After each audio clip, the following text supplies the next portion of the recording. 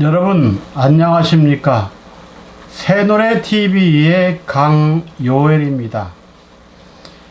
이번 주일에는 일곱 신, 일곱 용, 일곱 눈에 대하여 말씀드리도록 하겠습니다. 하나님의 말씀은 이사야 11장 2절과 요한계시록 4장 5절 말씀을 본문으로 했습니다. 이사야 11장 2절 여호와의 신 곧 지혜와 총명의 신이요 모략과 재능의 신이요 지식과 여호와를 경외하는 신이 그 위에 강림하시리니. 계시록 4장 5절 보좌로부터 번개와 음성과 뇌성이 나고 보좌 앞에 일곱 등불 켠 것이 있으니 이는 하나님의 일곱 영이라. 아멘. 이렇게 기록되어 있습니다. 오늘 말씀은 구약 이사야서와 신약 요한계시록을 본문으로 하여 마지막 때 있을 일곱 촛대 교회와 일곱 영에 대하여 살펴보도록 하겠습니다.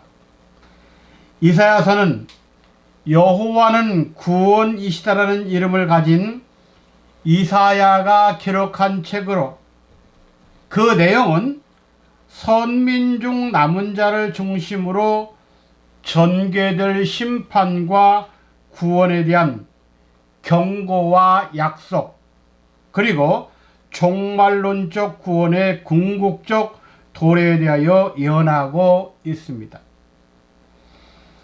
요한계시록의 내용은 역사적, 종말론적 차원에서 교회의 환란과 승리, 그리고 신천신지의 도래를 통한 지상 역사의 종결과 구속사의 완성 과정을 기록한 책입니다. 이 책을 가지고 일곱 신과 일곱 영의 역사가 마지막 때 어떻게 주어지는지 깨닫고 이 신과 영의 역사를 받아서 사역하다가 하나님 세계의 놀라운 축복을 받는 모두가 되시기를 부탁드리겠습니다. 먼저 1대지 요한계시록 1장 20절과 4장 5절 말씀에 보면 일곱 촛대와 일곱 등불은 성도를 상징하는 표현으로 기록되어 있습니다. 잠언서 20장 27절은 사람의 영혼은 여호와의 등불이라고 했습니다. 그러므로 등불은 사람을 의미합니다.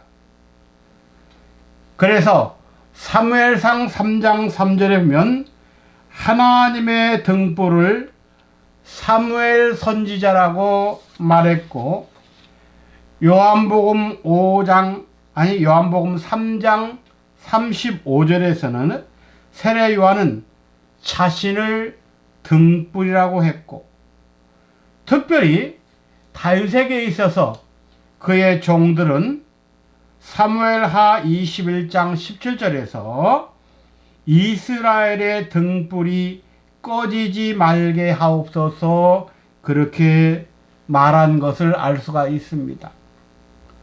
다윗 왕이 이스라엘을 밝히는 등불이다 그랬습니다.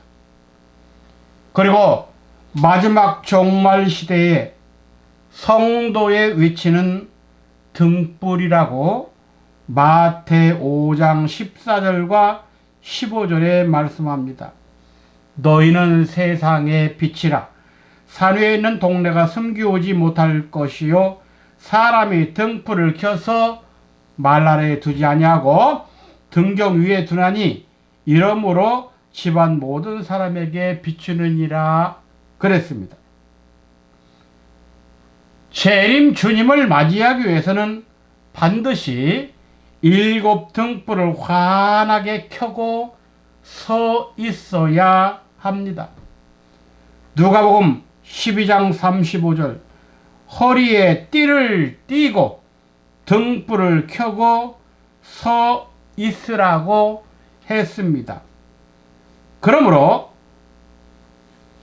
일대지로 말한 7 촛대는 7 등불인데 이 말씀을 조금 더 깊이 들어가면 7 사람의 비밀입니다. 이것은 오늘 말씀하지 않겠습니다. 두 번째, 7 등불은 하나님의 7 영이요. 하나님의 7 영은 7 눈이라고 했습니다. 눈은 보고 깨닫는 관계이므로 성경에서는 이를 선지자라고 표현합니다. 이사야 29장 10절 여호와께서 깊이 잠들게 하신 신을 너희에게 부어주사 너희의 눈을 감기우셨음이니 눈은 선지자요 그랬습니다. 그러니까 7 눈을 가지고 있다면 문자적으로 말해선 7 상태의 비밀을 다 안다는 것이죠. 선지자는 하나님과 인간의 매개자로 하나님의 말씀을 받아 하나님의 말씀 그대로 대언하는 자인데 선지자에게는 하나님이 장차 하시려는 일을 미리 알려주시고 가르쳐 주신다고 아모스 3장 7절에서는 말하고 있습니다. 주 여호와께서는 자기의 비밀을 그 종 선지자들에게 보이지 아니하고는 결코 행하심이 없으시리라 그랬습니다. 그러므로 마지막 시대의 종말을 알기 위해서는 하나님의 선지자를 만나면 됩니다. 사무엘상 3장 3절에 보면 하나님을 만나려고 하면 하나님의 선지자를 만나면 된다고 기록되어 있습니다. 선지자에게는 7 눈이 있어야 합니다. 스가랴 선지자는 여호와의 눈은 7개인데 한 돌에 7 눈이 있다고 했습니다. 스가랴 3장 10절에 이 말씀이 나오죠. 여기에서 구약 여호와는 신약에서 예수 그리스도를 상징합니다. 그러므로 한 돌은 예수님을 말하죠. 예수님 눈이 7 눈으로 구성되어 있다 그 말입니다. 이 말은 천상천하에 모르는 것이 없다. 은밀한 것까지 다 알고 계시고 감찰하신다는 뜻이죠. 그러나 아무리 눈이 많다 해도 칠수로서 7 눈을 말하기 때문에 여기에서 7 눈은 어디를 바라보는 눈인가? 즉 눈은 안다는 표현으로 사용되기 때문에 7가지를 알아야 된다는 거예요. 근데 오늘 본문의 역사를 통해서 보면 7 신을 알고 7 영을 알아야 된다는 말이죠. 더 나아가서 교회는 성전이기 때문에 7 교회다 하면 7 성전이요. 성전은 성도를 상징한다고 말했기 때문에 7 성도의 비밀, 7 사람의 비밀이 있다는 뜻이죠. 그래서 7 영에 대해서는 오늘 말씀드리지만 7 사람에 대해서는 말씀을 드릴 수가 없다. 그 말씀 드렸습니다.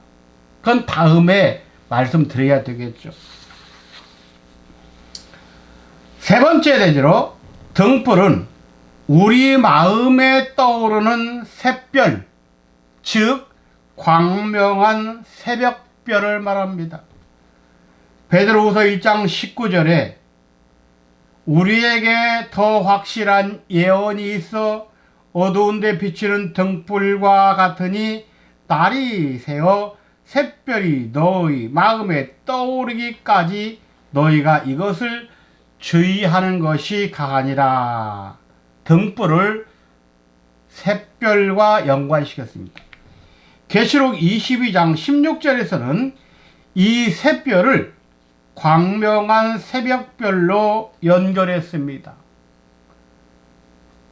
나 예수는 저희들을 위하여 내 사자를 보내어 이것들을 너희에게 증거하게 하였노라. 나는 다윗의 뿌리요 자손이니 곧 광명한 새벽별이라 하시더라 그랬습니다. 새별이나 광명한 새벽별은 모두 예수 그리스도에 대한 표현입니다. 예수 그리스도, 즉 태초의 말씀이 내 마음에 7차원으로 준비되어야 한다는 말입니다. 이 7차원의 관계가 일곱 신과 일곱 영의 역사로 오늘 말씀하고 있는 것입니다. 이사야 11장 2절에 일곱 신은 사역의 관계를 표현하는 것이고, 계시록 4장 5절에 일곱 영은 우리 인간들에게 직접 역사하시는 영을 말합니다. 그러므로 깨닫는 선지자적 눈이 있는 자는 구약의 일곱 신과 신약의 일곱 영의 사역 관계를 서로 대조해 가면서 알아야 합니다. 네 번째, 일곱 신과 일곱 영의 사역 관계에 대해서 말씀드리도록 하겠습니다. 첫째, 여호와의 신입니다. 여호와는 자존자이시기 때문에 출애굽기 3장 14절 여호와의 이름은 스스로 계시는 분입니다. 그러므로 여호와는 자존자이시니 영원한 영을 뜻합니다. 히브리 9장 14절 말씀입니다. 여호와는 율법을 받은 모세에게 나타난 신으로 질투의 신, 복수의 신, 공포의 신으로 나타났습니다. 그러나 이 여호와는 우리들에게 나타나셔서 역사하실 때는 이러한 의미로 나타나 역사해 주십니다. 기억, 여호와는 영원부터 영원하신 분입니다. 그래서 영원한 영입니다. 니은, 모든 것이 다 있으신 분입니다. 그러므로 필요한 대로 구하면 됩니다. 디귿, 만군의 여호와라겠습니다. 만군이란 모든 신 위의 신이라는 말입니다. 리을, 기념해야 할 뿐입니다. 무엇인가 우리가 기념해서 알아야 할 비밀이 숨겨져 있는 분입니다. 미음, 대대입니다. 대대는 없어지지 않는 분이라는 뜻입니다. 이렇게 여호와의 신은 자존자, 즉 영원한 영으로 말씀드렸습니다. 두 번째, 지혜의 신입니다. 지혜의 신은 생명나무를 가리킵니다. 잠언서 3장 18절. 지혜는 생명나무라 그랬죠. 이 지혜의 신은 우리에게 생명의 영으로 역사하십니다. 로마서 8장 2절입니다. 세 번째, 총명의 신입니다. 이는 명철로 거룩한 자를 아는 것이라고 잠언서 9장 6절은 말씀합니다. 총명의 신은 우리에게 진리의 영으로 역사하십니다. 요한복음 16장 13절입니다. 네 번째, 모략의 신입니다. 모략의 신은 기묘로 나타나셨습니다. 이사야 28장 29절입니다. 이 모략의 신은 신약시대 우리들에게 거룩한 영으로 역사하시는 분입니다. 이사야 1장 4절입니다. 다섯 번째, 재능의 신입니다. 이것은 같은 한 성령으로 주시는 재능을 말합니다. 고린도전서 12장 11절입니다. 이 재능의 신은 마지막 때 우리에게 약속의 영으로 역사해 주십니다. 에베소 1장 13절입니다. 여섯 번째, 지식의 신입니다. 지식의 신은 은혜로 아는 지식을 우리에게 공급해 주시는 분입니다. 베드로후서 3장 18절. 해서 이 지식의 신은 마지막 때 우리들에게 은혜의 영으로 역사하십니다. 히브리 10장 29절. 일곱 번째, 여호와를 경외하는 신입니다. 이 신은 여호와 경외를 통한 영광을 우리에게 가르쳐 줍니다. 잠언서 22장 4절 말씀입니다. 해서 여호와를 경외하는 신은 마지막 우리 시대의 영광의 영으로 역사하십니다. 베드로전서 4장 14절 말씀입니다. 자, 이렇게 구약 이사야 11장의 7신과 또 요한계시록 4장의 7 영의 관계를 서로 대조해 봤고 그 사역의 영을 알았습니다. 다섯 번째입니다. 등대의 등불 기름은 감람류입니다. 감람류는 성령을 상징합니다. 이 감람류는 영이신 하나님과 몸을 가지고 있는 사람을 영화롭게 합니다. 사사기 9장 9절, 감람나무가 그들에게 이르되 나의 기름은 하나님과 사람을 영화롭게 하나니 그랬습니다. 그러니까 감람나무의 역사는 하나님을 영화롭게 할 뿐만 아니라 사람도 영화롭게 한다고 했습니다. 그러므로 감람류라는 성령을 받은 사람은 하나님께도 영화롭게 사람에게도 영화로움을 돌린다는 것을 알 수가 있습니다. 여기서 영화롭다는 말은 히브리 원어를 통해서 깊이 살펴보면 아름답다는 뜻을 가진 단어라고 이사야 60장 9절에는 나옵니다. 영화롭다는 말은 다른 말로 아름답다. 이 아름답다라는 말 속에는 진, 선, 미의 의미가 담겨져 있습니다. 첫째, 진은 뱀이 없다는 말입니다.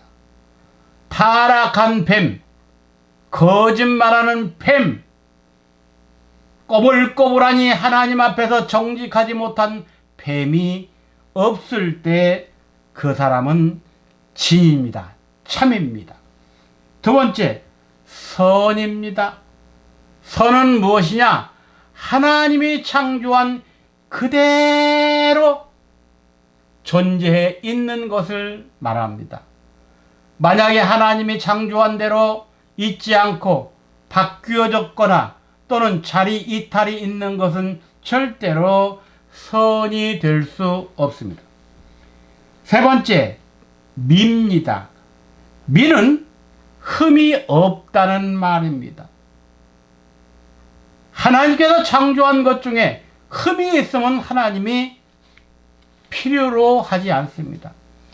그래서 데살로니가전서 5장 23절에 주님이 재림할 때 우리의 온 영과 혼과 몸이 흠없이 보존되어 있어야 한다고 했습니다. 자, 이렇게 하나님께서 창조한 것 가운데 창세기 1장이면 하나님 보시기에 좋았더라. 특히 여섯째 날 사람을 창조하시고 난 후에는 하나님의 보시기에 심히 좋았더라 그랬습니다. 이 좋았더라가 바로 아름답다는 뜻입니다. 그 속에는 진과 선과 미의 역사가 담겨져 있는 것입니다.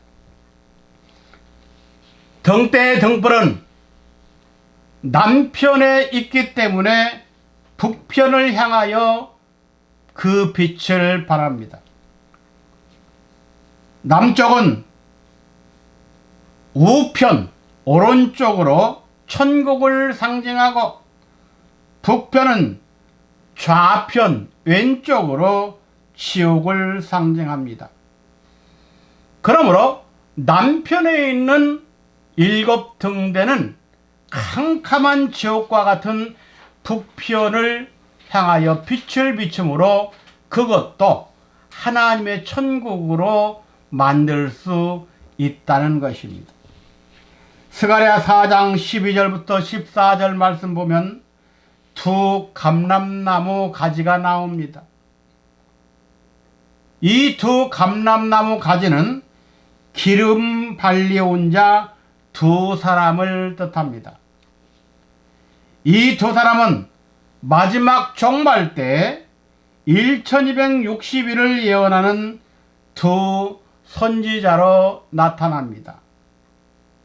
요한계시록 11장 3절과 4절 말씀입니다.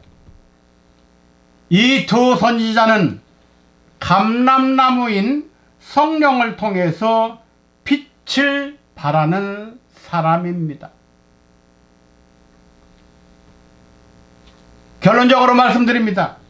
마지막 시대를 당하여서 2 증인처럼 초림 예수 그리스도로부터 재림 인자에 이르기까지 구속사의 비밀을 밝히 알고 그 깨달은 말씀을 선포하는 참된 성도 2 증인과 같은 사역을 이루시는 복된 자들 되시기를 주님의 이름으로 부탁함을 드립니다. 감사합니다.